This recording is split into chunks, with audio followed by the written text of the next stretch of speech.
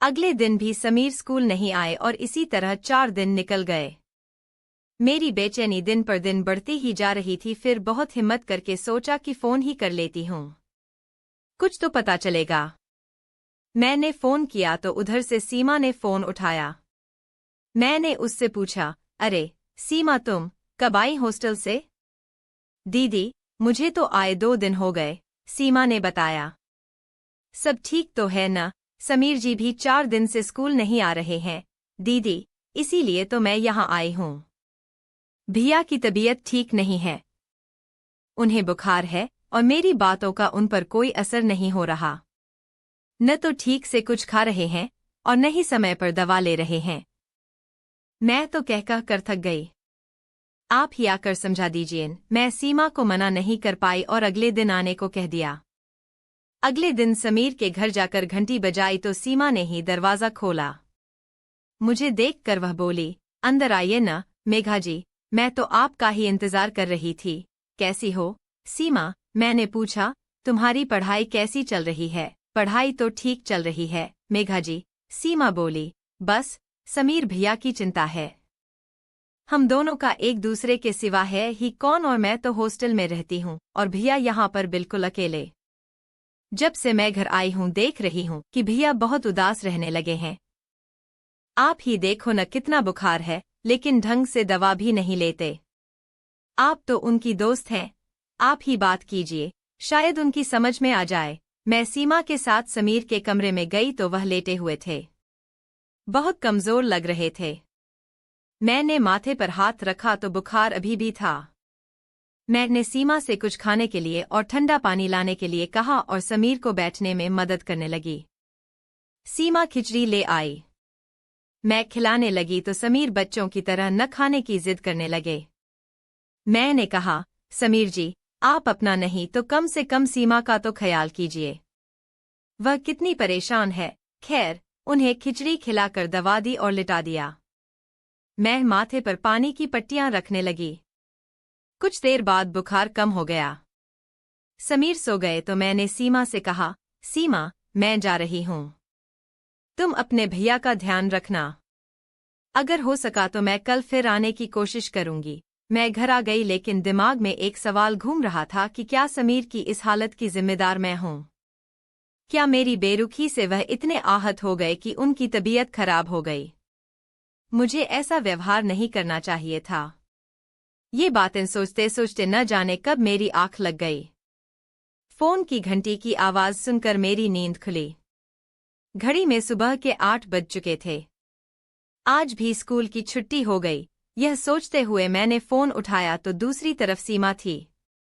मैंने उससे पूछा, समीर जी की तबीयत कैसी है? मेघा जी, भैया ठीक हैं।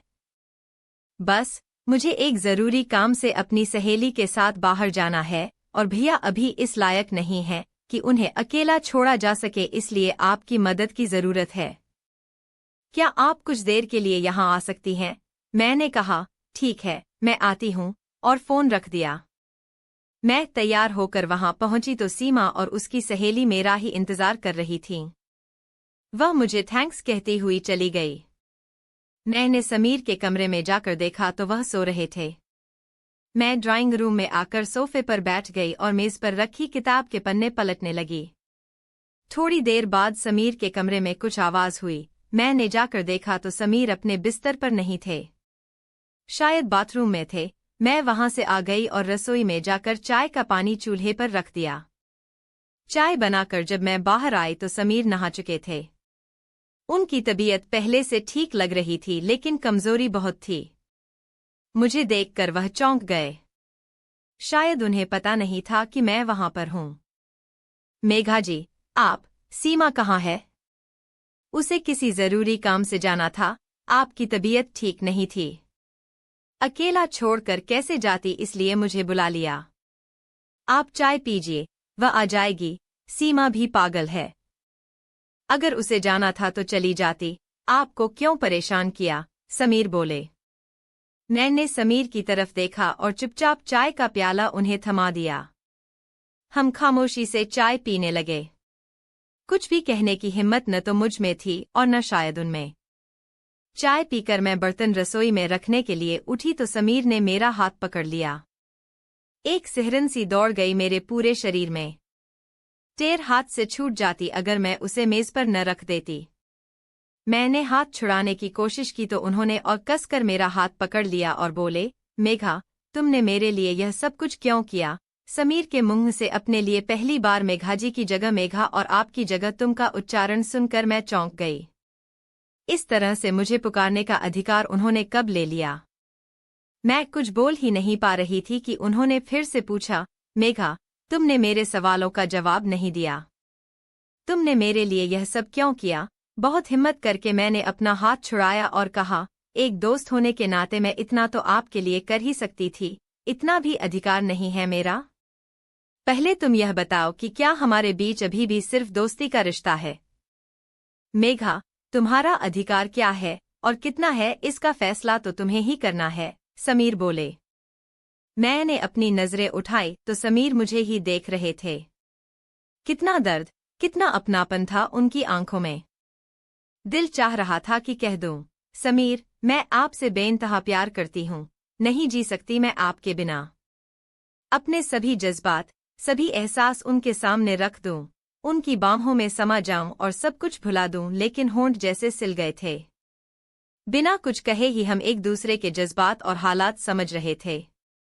मुझे भी यह एहसास हो चुका था कि समीर भी मुझे उतना ही प्यार करते हैं जितना मैं उन्हें करती हूँ। वह भी अपने प्यार की मौन सहमति मेरी आंखों में पढ़ चुके थे और शायद उस स्वीकृति को भी पढ़ लिया था उन्होंने। कुछ नहीं बोल पाए, हम बस यूं ही जाने कितनी देर बैठे रहे। फिर अचानक समीर ने मेरे चेहरे को अपने हाथों में लिया और मेरे माथे को चूम लिया। अब मैं खुद को रोक नहीं पाई और उनकी बाहों में समा गई। कितनी देर हम रोते रहे मुझे नहीं पता।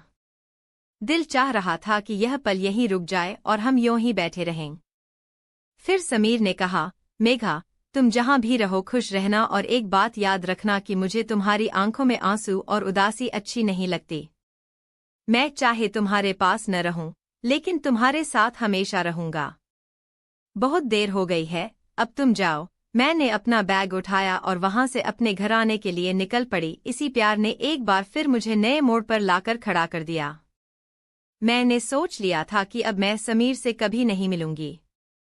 आज तो उस तूफान को हम पार कर गए, खुद को संभाल लिया, लेकिन दोबारा मैं ऐसा शायद न कर पाऊं और मैं नहीं चाहती थी कि समीर के आगे कमजोर पड़ जाऊं। मैं अपने प्यार को अपना तो नहीं सकती थी, लेकिन उसी प्यार को अपनी शक्ति बनाकर अपने फर्ज के रास्ते पर कदम बढ़ा चुकी थी।